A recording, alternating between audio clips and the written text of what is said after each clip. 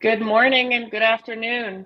Thank you guys all for joining. I'm really excited to have such a great group of scam experts here to speak with all of us. You guys have already jumped into the chat introducing yourselves, which is really great. I'll just go over some logistics and housekeeping items, and then we can jump right in. So today this is being recorded. It'll be accessible on this exact link at the conclusion of this webinar. We'll also email it out to everyone within 24 hours. If you're having any logistical or technical issues, scroll down to the bottom of the page and you'll see an FAQ section that can help you troubleshoot a bit. It's usually related to VPNs. And so our best advice is always just to try a personal device. I also have my colleague Nick on the line to help troubleshoot any of that if that persists. Lastly, you will see you guys have found the chat, but there's also a Q&A on the right-hand side there that you can submit your questions in. This is a live discussion, and we will have a Q&A at the end. But if you have questions relevant to what's being discussed, feel free to drop them in the questions, and we will try to tackle them when relevant. So I'm happy to welcome Erin, Paul, PJ, Trisha, and Kit Boga. Trisha, I'll pass it to you to take it away. Awesome. Firstly, thank you to our amazing speakers today to join us. I'm so excited. I think this is every lineup that we've had at Unit21 super exciting, but this one is super exciting for special reasons. All four have done such tremendous work in scam mitigation, and I can't wait to dive into this hour with all of you. And I want to thank all of our participants who are listening today, from South Carolina to South Africa. Really appreciate everyone from around the world to jump in, sometimes post the workday in the evenings to learn about what we can do together to tackle this emerging scamdemic. So let's get started with a quick round of introductions. To briefly introduce myself, I'm Trisha, founder and CEO of Unit21. If you're not familiar with Unit21, Unit21 does anti-fraud and anti-money laundering software. We work with fintechs and financial institutions in the US and around the world to help identify, investigate, and report suspicious activity throughout their transactional lifecycle. I'll hand it over to Erin to introduce herself. Thank you so much for including me with this really, really interesting group of people. I'm so glad to be here. My name's Erin West. I am a former local prosecutor. I was a prosecutor for 26 years. For the last 8 years of my career, I prosecuted high-tech crime. And for the last 3, I focused primarily on pig butchering scams. And I came to realize that this needed so much focus that it was time for me to retire from my prosecutorial role and start a nonprofit called Operation Shamrock. And we are focused on stopping scams. Awesome. It's really amazing to have someone who's worked in law enforcement and help share the stories of how we can tackle this together. And thank you, Erin, for all the amazing work that you do with Operation Shamrock. Next up, Kit Boga. Hey, thank you guys so much for having me. I'm Kit. I've been investigating scams for about 8 years now. I started a lot with what we call edutainment. So I realized I could change my voice to distract scammers on the phone and make a lot of YouTube videos about how scams work. And more recently, founded a company called Seraph Secure and built out a team really heavily focused on the early detection and prevention of scam threats. Awesome.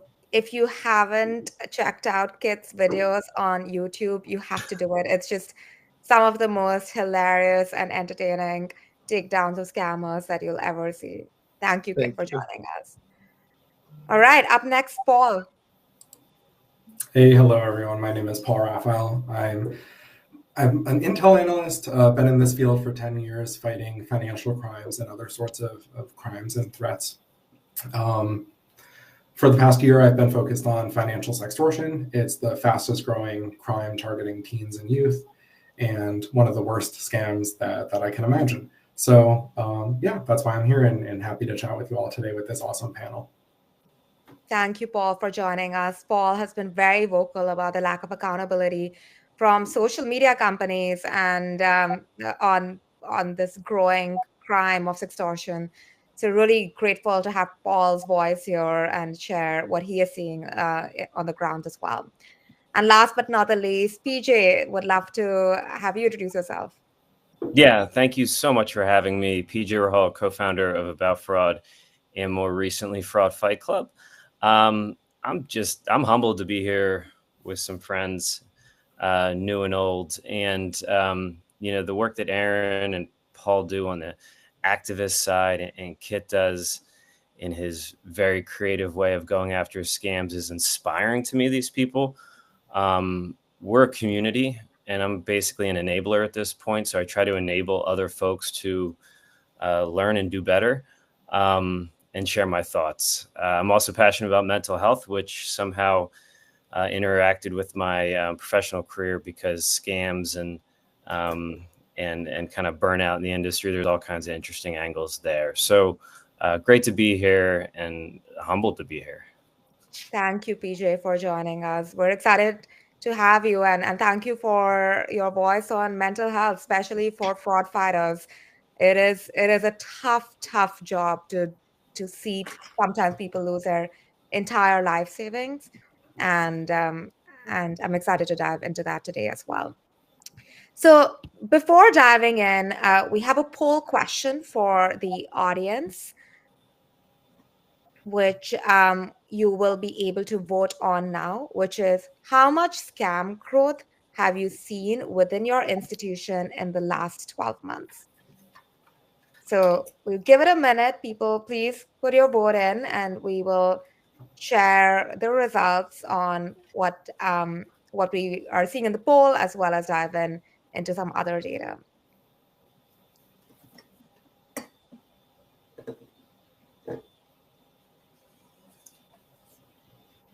All right.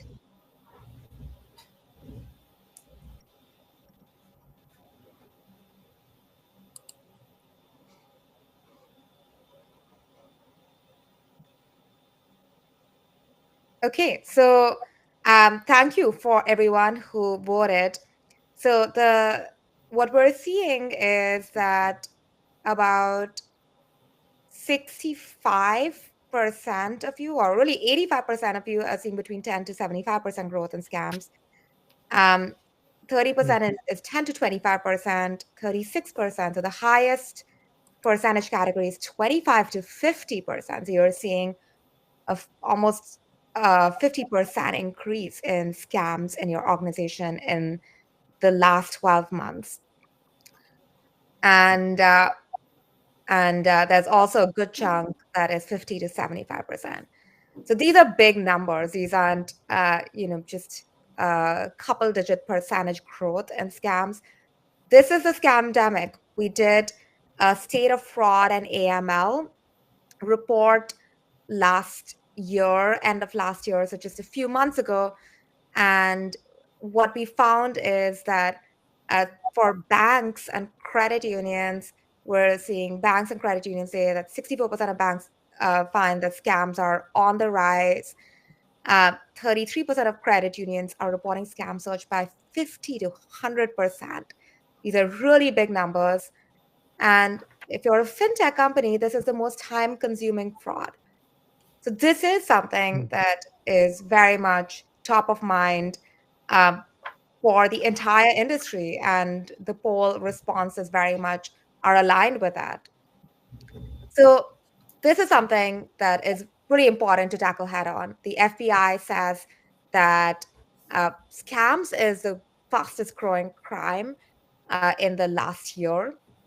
Within Unit 21, we see a lot of types of different customers. We see crypto companies, we see credit unions, we see payment processors, we see marketplaces. We work with hundreds of companies in the US and around the world.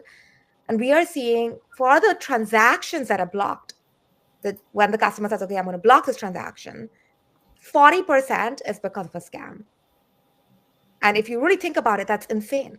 So more than any of the, debit card fraud, ACH fraud, like identity theft, almost like the biggest percentage is scams. Everything else is dwarfed in comparison. And then when we look at in the scams, the 40%, a third of it is elder abuse.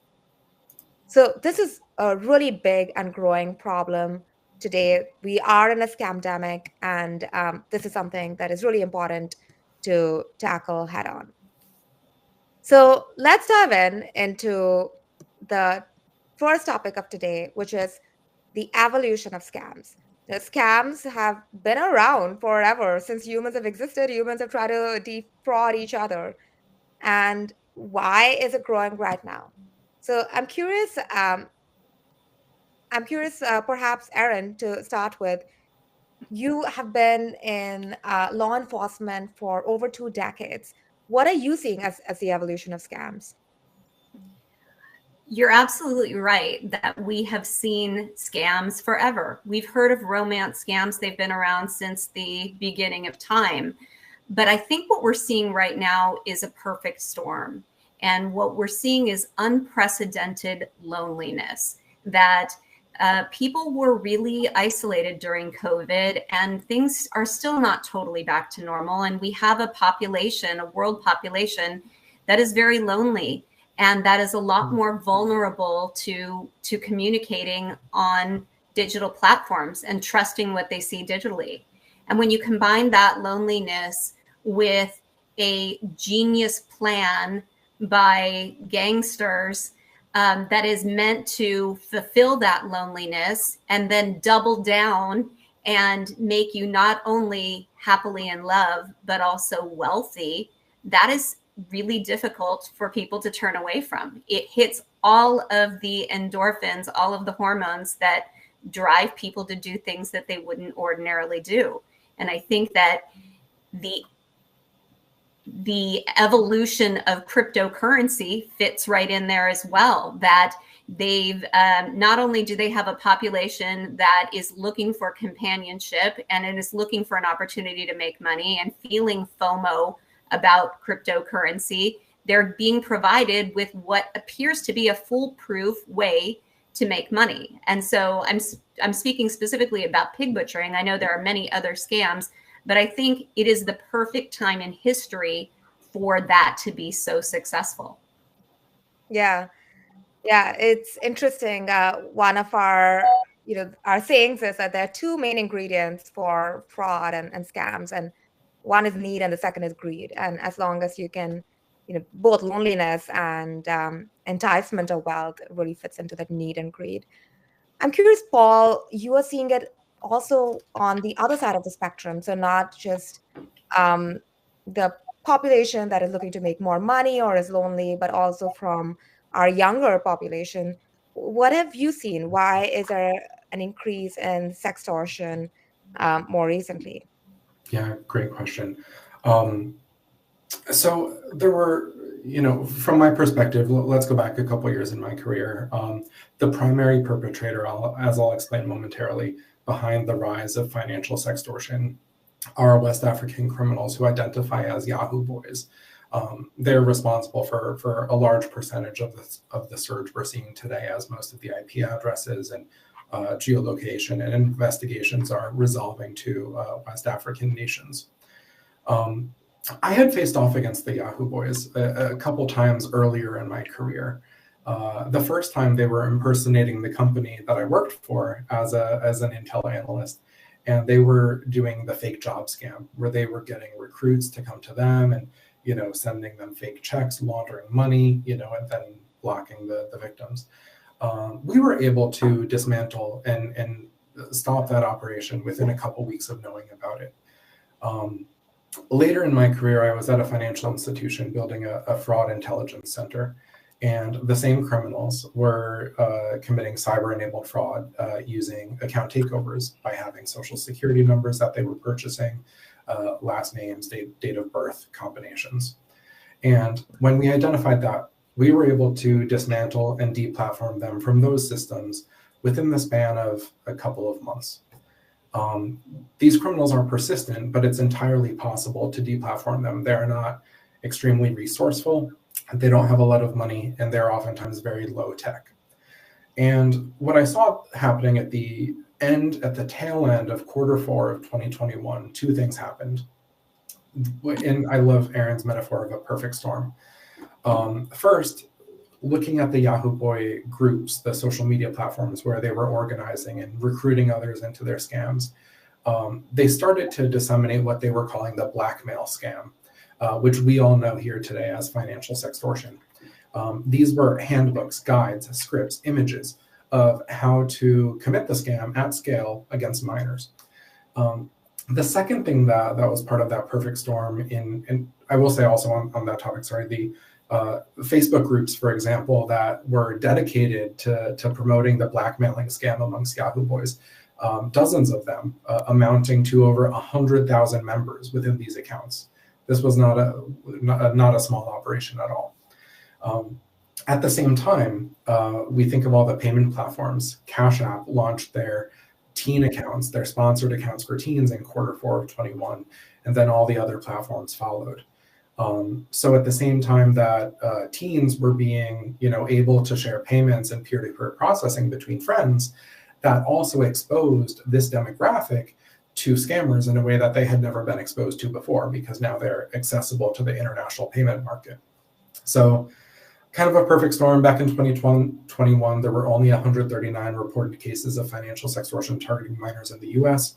Fast forward just 2 years to 2023, there were over 26,000 reported cases of this crime. And it was probably even more last year. So that represents an 18,000% spike within a 2-year time frame, just to give some numbers there. So that's my background. That's why I've seen it evolve over time. And I will pass it off to the next person in line. Yeah, it is definitely really interesting, Paul. Thank you for sharing. An 18,000% increase is absolutely insane. I'm curious, PJ, what are you seeing? You have this really interesting view across different fraud teams. What are you seeing in terms of why are we talking about scams? Why is there an increase in scams more recently? Yeah, and I think that question, I'm going to tie it in with a question that Luis Hernandez asked here, and it's been upvoted 16 times. So I guess others want to know, I think others want to know about it, because it's like basically what your question was, why are we seeing this increase? And he's talking about how scam victims are being told by friends, family, financial institutions that they're a target. This is a scam, but they're still believing the scammer. So obviously that speaks to the grooming and the depth at which this manipulation is happening. But I also think it speaks to the skills and techniques that not just the scammers have. They really understand trigger points emotionally, psychologically, and how to take people through this process and warp their mind into believing something that they normally wouldn't. If you're a financial institution, if you're a friend, family, you're not trained like this.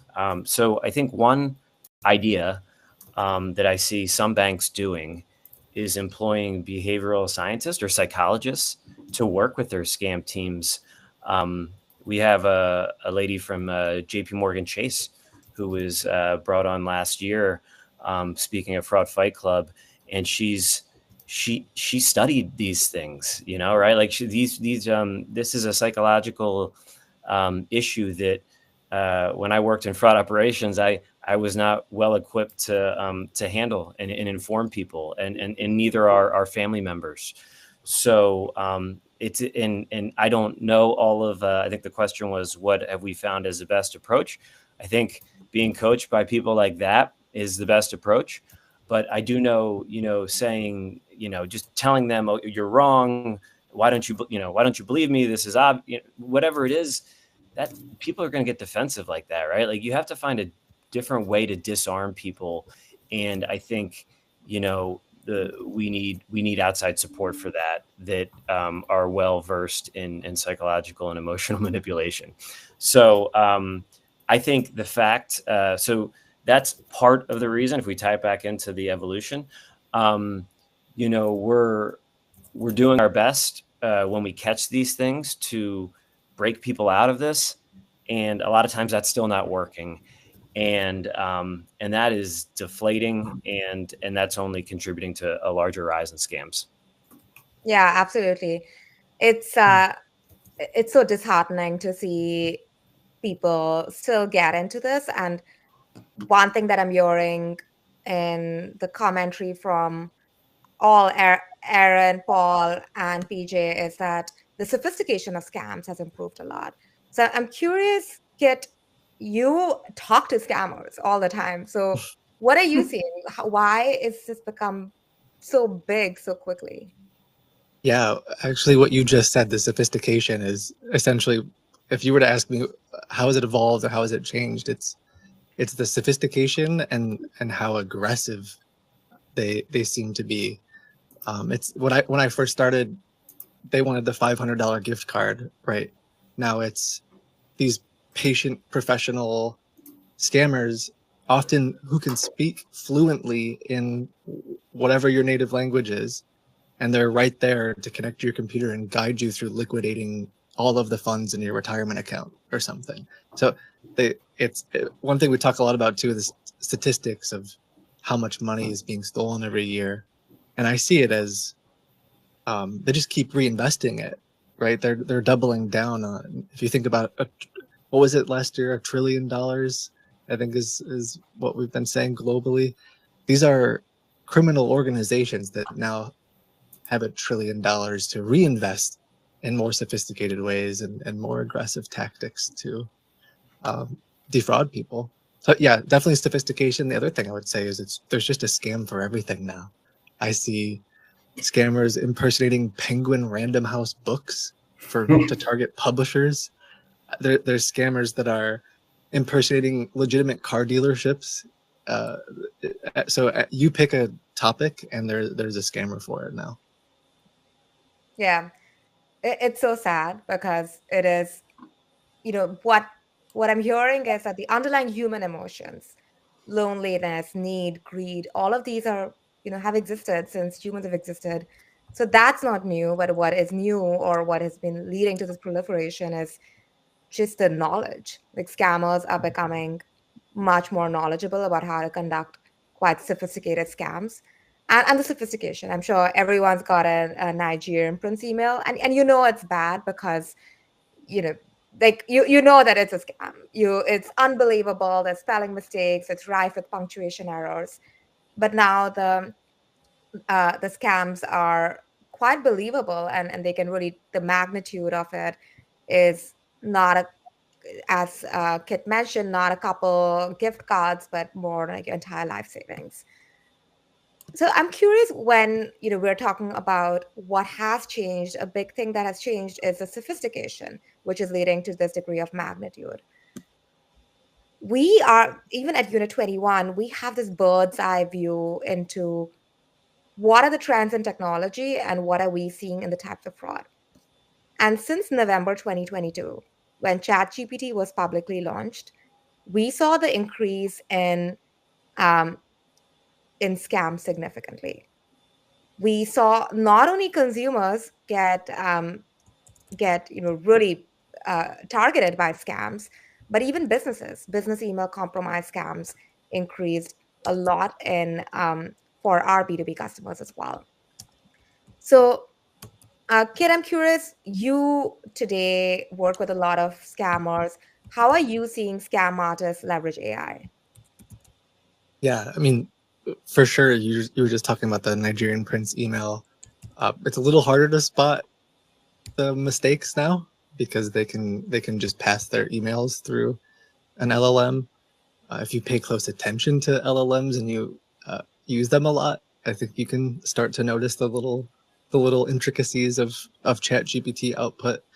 But one of the scariest things for me, or one of the things that I see a lot of scammers doing, is like voice cloning.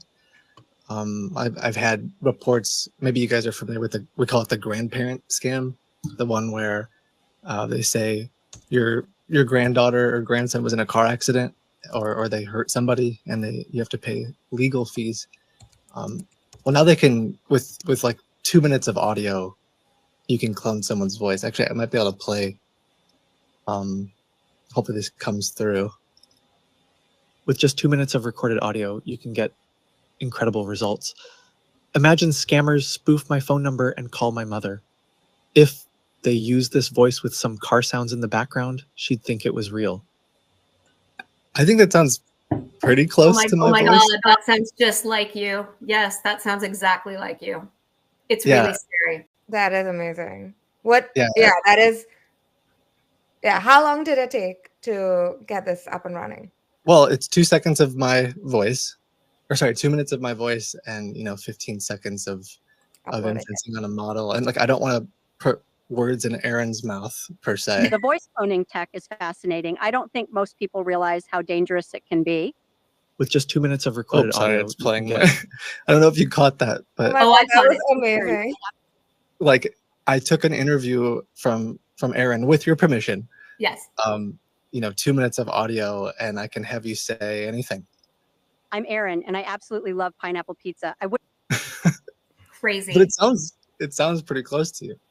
I'm kind of laughing about it, but I think that's a pretty big threat, especially for my parents. I kind of grew up, and we had this thing where if someone comes to pick you up from school and they say it's Uncle Joe, ask them for the password. So now I've been talking to my family about, if I call you and start asking important questions, you got to ask me the password, because I think it's going to be happening more and more. Well, Aaron, I have a very important question for you. Do you love pineapple pizza? I do not. I do not like it at all. And so that is clearly not me saying that. I find this such a massive threat. So another colleague sent me a voice clone of myself with my permission, and I played it with my son sitting next to me, and we both just sat there, jaw dropped at that sounds just like me. And so what Kit did is, those kind of tools are available to our scammers. We know that they have tech that's way more advanced than what we have. And we used to be able to tell victims, well, if they don't talk to you on the phone, then they're not real. Well, now they can talk to you on the phone. If they don't have a video chat with you, we know they're not real. Well, now they can do deep fakes and appear to be the person in the photographs that they've been purporting to be. So it's scary. And it's scary just as a normal person, that we don't know what's real and what's not real in our Instagram feed anymore. There's one that keeps showing up where they are brushing barnacles off a whale belly. And I'm like, oh, that's so interesting. And they're like, no, that doesn't happen. Barnacles don't grow on a whale belly. And it just shows that we can be misled in even the most inane of things. Yeah, it is true. Deep fakes, it's so difficult to distinguish what is real or not. And on that note, PJ, I'm curious, we will certainly dive in a few minutes shortly into what can we as fraud fighters as a community do to mitigate scams. But just on a personal level, what can we do to make sure our loved ones, our community are protected? Yeah, I think you need to follow at this point, the Aaron West one-woman wrecking crew and Paul one-man wrecking crew approach of going into your community and speaking at schools, PTO, Cub Scouts. I just did that recently, and taking basic knowledge, age appropriate, elementary, middle, and high school, to make this part of their learning experience. Actually, when I did it with the Cub Scouts troop for my son this past weekend, one question I got, which I was floored by and was not planted, was, why don't we learn about this in school? And I was like, I don't know, but until then, it's great to learn about physical health and cancer and keeping our bodies healthy and all these things. But these are real. We're lagging basically. So I think whatever you can do in your community. Obviously, people don't have the bandwidth to be, running around. They have jobs. So I think joining things like Operation Shamrock and the work that Paul does wherever he can get support and is kind of grassroots is the best way right now. And I also think it doesn't need to be grand scale. So don't think of like, I got to develop this whole presentation and I got to go through the principle and everything. It's like when you're out, you're fortunate in that you have an interesting job, terrifying, but interesting. And so when you're talking at parties and, public service announcements to people that you love and care about, shove it down their throat with ways that will actually not be off-putting to them. I think that's because I think in our bubble of people, we all know a lot of these things, which is great. I'm much more excited about how we get outside of our bubble of people. And I think that's the fastest way right now. Now, I have grand dreams of something called scamfluencers, where we get actual influencers and Ryan Reynolds and Brad Pitt and all these people who actually probably should care a lot about scams because they're being replicated, insert, and impersonated. But I think until we have public figures, celebrities, influencers, and obviously government agencies, but they move super slow. We got to just do what we can as one men, women wrecking crews. Yeah, education and having conversations about it is the absolute first step. If people don't even know that this is a problem, then it's much harder to solve this. Paul, I'm curious how, from recognizing a scam, if it's AI incorporated, what would be ways that we can help identify if this is a real video or a deep fake? Well, interestingly enough, I have actually taught presentations on how to identify fake social media profiles. And I was very humbled recently when I saw a number of these known sextortion accounts that were perpetrating this crime through Instagram. Saw the profiles and I thought, this must be a mistake. This looks like a real account. It's been active since 2017. It's been tagged in so many other people's photos too. The followers and the following list look authentic. And there were no red flags for me until I saw the data that showed, hey, this account was recently taken over by a criminal and used in the perpetration of these scams. So like Aaron was saying, it's impossible to tell nowadays with how realistic some of these things are. We see victims of the scam, suspect something might be up, or maybe the person they are talking to isn't actually the person they're talking to. And, they ask for proof of life. They say, hey, can you send me a photo doing the peace sign or with a thumbs up or, some other sort of gesture. And the criminals are actively, feeding their photos, their catfish photos into whatever AI program, and then spitting out a photo that shows exactly what the victims are requesting and asking for. So the criminals seem much more realistic, more manipulative, more tricky than ever. We're also seeing, sextortion and extortion scams where someone has been targeted, but they actually decided they were never actually tricked into sharing a photo. They did not share any real photo of themselves. And the criminals are taking this victim, this target's actual photos from, let's say, their Instagram or other social media profiles, using a nudifying app, which have exploded in popularity in the past year or so, and then using that material to extort and blackmail the victim in a compromising situation, demanding that they pay money under the threat of releasing those photos publicly. So for victims, even if they do everything right, they can still fall victim to this sort of thing. And the last note I'll just say about AI, just if the last two notes weren't scary enough. There was recently a massive sextortion email that was blasted out to millions of people, and it included photos of those victims' houses from Google Earth, from Google Street View outside of their home. And, you know, I think this is a different sort of criminal than the Yahoo boys out of West Africa.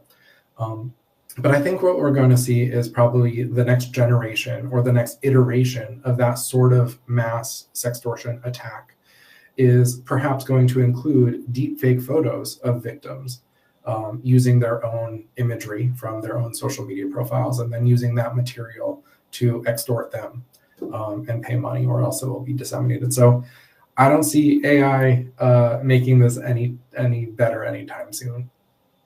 Sorry for the downer.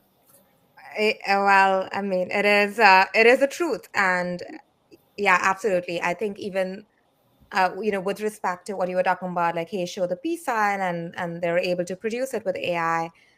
We also saw last year there was a hedge fund that lost $25 million in Hong Kong, and here the CFO who was sending over the money, they actually did the right thing and they got on a Zoom call, but it was like, even the Zoom was like a deep fake video, and the person confirmed that they should send the $25 million, and for hedge funds this is not super unusual to send millions of dollars, and they did that.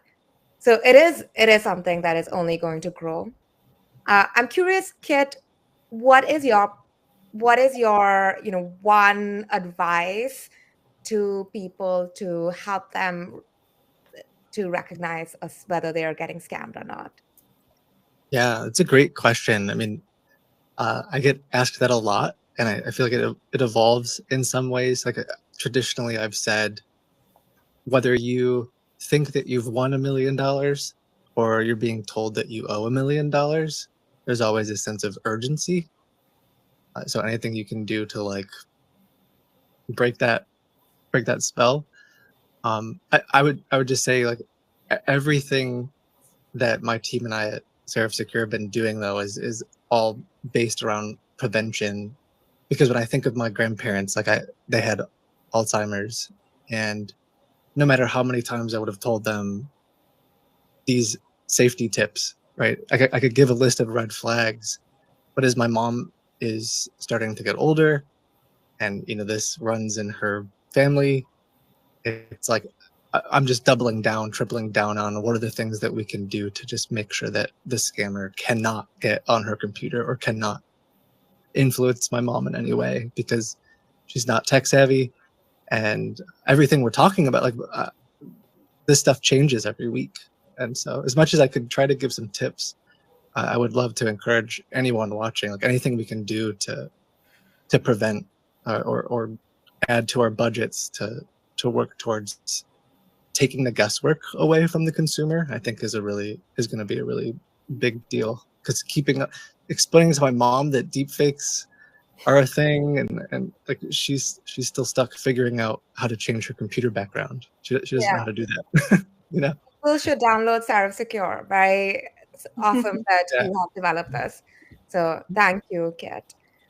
All right. So AI is growing. There is not that much that can be done. Of course, there are tools like Seraph Secure that people should leverage. But in general, there is going to be some attempt at scam, no matter what. And so the main question is, okay, now we are a community of fraud fighters. We want to ensure that our customers are protected and they're not getting scammed through our institutions. So what can we do to fight back? One of the main questions, even before that, is the main reason that institutions have not prioritized this is because they don't necessarily have to take the brunt in scams. In a scam, unlike in an ACH fraud or a check fraud, the institution may not be having monetary loss. So how should they be balancing thinking about, okay, I'm not having monetary loss and I'm going to add customer friction. I also want customer growth. So how do they think about growth versus friction? I'm curious, Paul, what is your perspective on this? So there are a couple things I think, like, institutions can keep in mind, especially when they combat sextortion. I'll give some examples in particular on this one.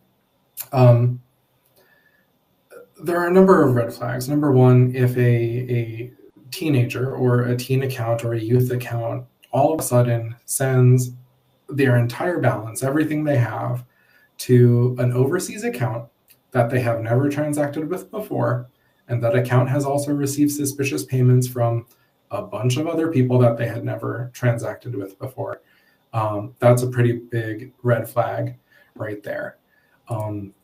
Another red flag is account takeovers in elevated risk geographies. Right now, the top 3 or top 4 locations that we would classify as elevated risk for financial extortion crimes would be Nigeria, the Ivory Coast, Philippines, as well as any activity on VPN is probably considered elevated risk as well. Institutions can also, there are a whole bunch of protections and red flags that go off whenever there are transactions at certain thresholds, like $10,000 or $50,000. But think about what sort of thresholds there are for kids, and there really aren't any. So institutions can perhaps treat $100 on a child's finance account like what they would for $10,000 on an adult account, for example. That great idea came from Stacy Troop. Follow her on LinkedIn. We're seeing multiple gift cards in high value amounts. Purchasing of gift cards is, of course, a big red flag. No teenager is going out there to purchase iTunes gift cards. It's a scam. We also have seen evidence within these peer-to-peer payment platforms, Cash App, for example, being the primary one. There are even messages, that a sender and receiver can send to each other to request or send money. And there are even words that can be red flagged in these transaction memos. Phrases like leak your nudes or blackmail or other red flags like that, that should definitely be detected, especially if they're going to a teen account. I think that's the main red flags I have for financial institutions at the moment. Those are kind of the hard data points, and more of the soft skill side. I think training your frontline workers to recognize the scam if they have victims who are potentially coming in to try to wire money or transfer money out, and that victim seems in distress. It's important to know that the victims of this scam are much different than what we think of, typical scam victims being. Very young people, successful, they have everything going. And just being able to train those frontline workers to have those empathetic conversations to know that that institution isn't going to be part of an extortion or fraud attempt. So that's my thoughts. Back over to you guys. Yeah, thank you, Paul, for sharing that. An important thing that you talk about is KYC, right? Know your customer. If your customer is a teenage kid, how likely are they to make this type of transaction? And so the transaction monitoring rules you have, they shouldn't just be a one size fit all. They really need to be customized to your end user. And this is a big part of what Unit21 focuses on, is that customizability, so you can tailor your rule sets to your audience. I also love what you're talking about, keywords. That is something that we also see for the transactions that are blocked due to scams. There is a keyword that is provided, which can potentially be a really good red flag trigger. I'm curious, Aaron, so you have seen from a law enforcement side, institutions are, of course, at the center of this because they are being the vehicle for the scam to be perpetuated. How can institutions take this more seriously, or why should they take this more seriously from your perspective on a law enforcement side, instead of just more of hey, I want to do right by my customer? What is the actual incentive for these institutions? Thank you so much for asking. And I'm so glad you asked Paul for the what should institutions do, because I was like, oh, that is not my strong suit. That's a good one for Paul. I think that what we need to convey is that these are not just scams that take a little bit of money from a few people. I think that what is not being conveyed well to everyone is the grandiosity of the entire problem. That it's not just a few people, it's tens of thousands of people. It's not just a little bit of money. It's tens of billions of dollars being taken household by household and given to bad actors. And they're not just bad actors. They are organized criminals who are laser focused on wiping out a generation's worth of wealth. Their goal is to cripple the US economy and to cripple the UK economy. They even say it in their chants before they start their day doing this dirty business. And it's not just bad guys on the phone, that you might think that these scammers are just a terrible group of hoodlums. But in fact, on the other side of these phones are human trafficked victims that are being forced to do this dirty work and are being taken advantage of in the most violent of ways. Right this minute, there are human trafficked workers that are being released from the scam centers in Myanmar and Thailand. And what I heard on the call this morning from people who are on the ground there is that these people coming out of the scam facilities are so traumatized that some of them are not verbal anymore, that some of them are physically disfigured as a result of the torture they are receiving on the inside of these scam compounds. And so this is much bigger than one or two people, one or two women who are pathetic anyway and are home with their cats and they're so dumb to lose their money. This is a targeted attack on the Western way of life by organized criminals. And that's why we need to care about this as a society. And that's just the financial piece. What Paul's talking about is people are losing their lives. Our sons, our nephews are losing their lives over this. That's what's happening here. And it's not a small thing. It's a major disruption of the way we function as a society. I really love what you said, Erin. The impact is so much more dramatic than a transaction is being processed or not. It is the way of life is being challenged. And so it's really important that as fraud fighters, we really take our jobs seriously. So thank you for the tremendous work you do with Operation Shamrock to fight back here. PJ, I'm curious, you talk a lot about mental health. As a fraud fighter, when you're seeing, and recently we got John Kathanik from Coinbase to come for our internal all hands, and he was talking about how some of the victims of drug trafficking and fentanyl trafficking, they will just see their child lying on the front door and dead, and it's like absolutely devastating. And as a fraud fighter, you are seeing these stories all the time. So how should fraud fighters think about mental health and mental resilience in dealing with some of these most heinous crimes? And I really love this comment on the chat, which is they're not fraudsters, they're criminals. Like fraudsters is like petty theft, right? I stole $20, I'm stealing your life. So how should fraud fighters develop the resilience to deal with these criminals? Yeah, it's a great question. And I think, listen, there was already stresses and pressures of hitting productivity goals if you work in fraud ops and not letting chargebacks go through, but catching the fraud and hitting your numbers. If you're developing the rules and the models, like and if you're at an executive level, making sure you're delivering for what the board kind of wants you to do. So those are stressors enough. And then you add on part of your job is interacting with trauma victims who have seen unimaginable things, and you being supposed to be some support and or also being like, hey, sorry, you're liable for this, and your life is ruined.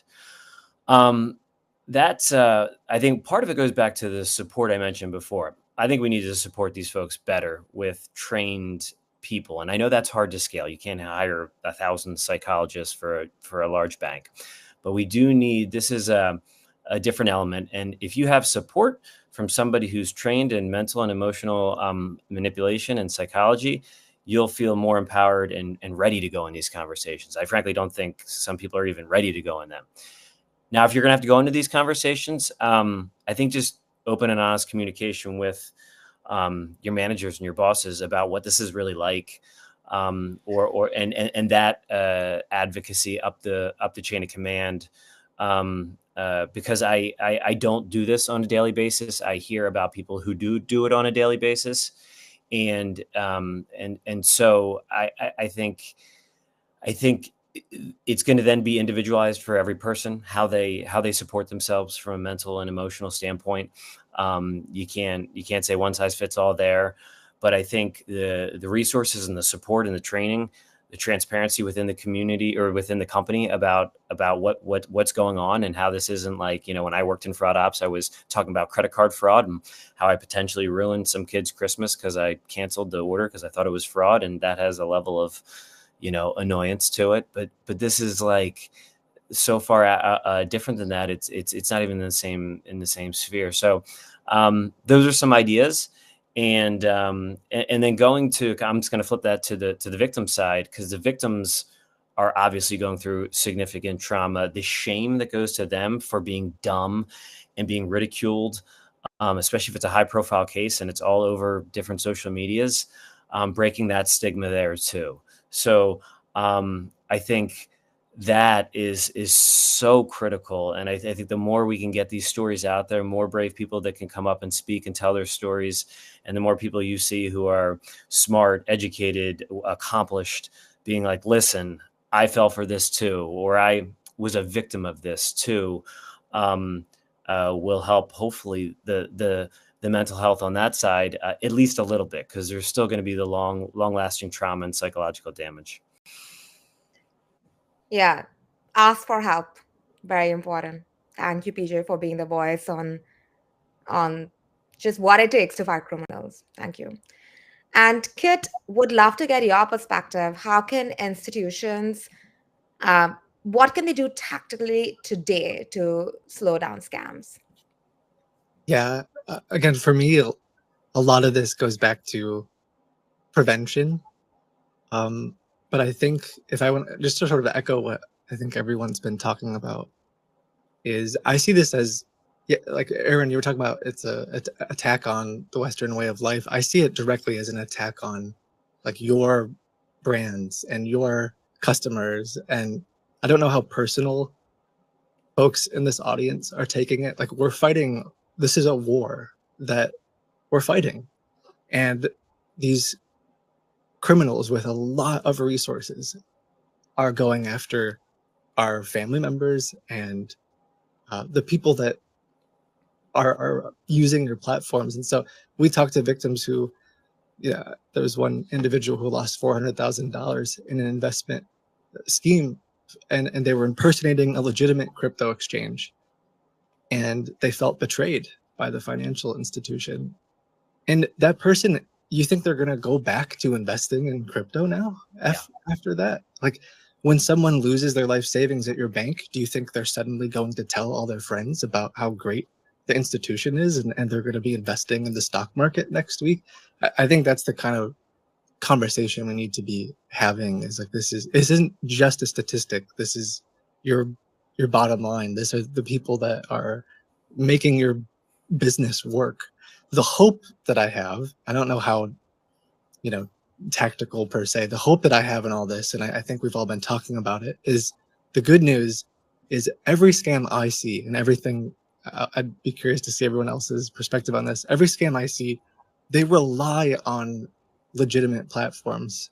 They rely on your transactions and the social platforms and running ads and being able to send messages and all this, which means that if we're active about it and we care about it and we put dollars towards it, that we can actually disrupt it and we can do something about it. So I see it as like, it's really bad, but if you make it a point to join the fight, you actually have the ability to really heavily disrupt what's going on. And I love what.